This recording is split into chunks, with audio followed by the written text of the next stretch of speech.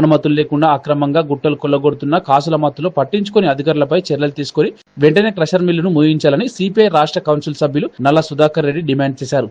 CPI ప్రతినిధి బృందం కురవి శివారులో అక్రమంగా క్రషర్ నిర్వహిస్తున్న ప్రాంతాన్ని సందర్శించి ఈ సందర్భంగా సుధాకర్ రెడ్డి మాట్లాడుతూ 188 సర్వే నెంబర్లో ప్రభుత్వం అసైన్ చేసిన భూమిని అక్రమంగా లీజుకు తీసుకుని తమ పట్టా భూమిలో క్రషర్ మిల్లు పెట్టి గుట్టలకు ఎలాంటి అనుమతులు లేకుండా కొల్లగొడుతున్నా అధికారులు మాత్రం నిమ్మకు వ్యవహరిస్తున్నారని ఆయన ఆరోపించారు.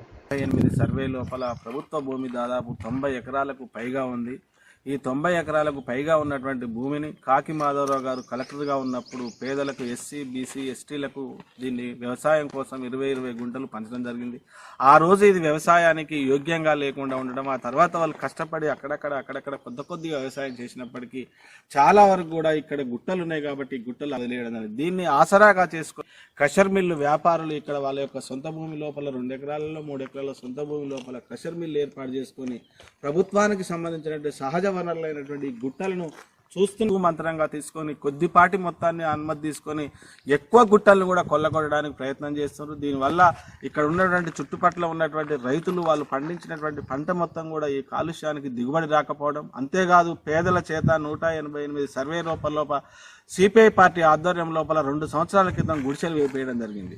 ఆ గుడిసెలు వేసినప్పుడు ఇవన్నీ కూడా గుట్టలుగా ఉన్నటువంటి ఇవన్నీ కూడా ఈ రోజున వాళ్ళ యొక్క బాంబుల మూతతోని క్రషర్ మిల్లు యొక్క దాంతోని అక్కడ ఉండడానికి నివాస యోగ్యంగా ఉండడానికి చాలా ఇబ్బందిగా ఉన్నది.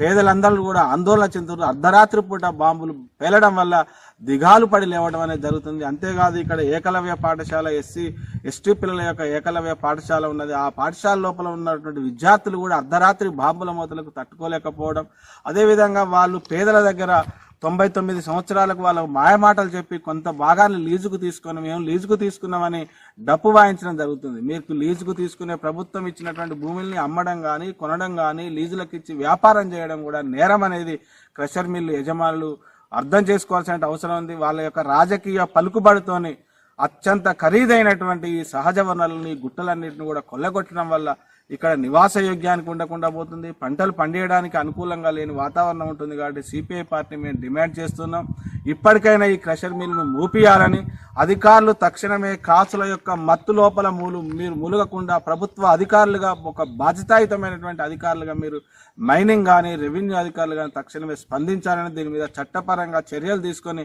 వెంటనే సీల్ చేయాలని కూడా మేము సిపిఐ పార్టీ డిమాండ్ చేస్తున్నాం.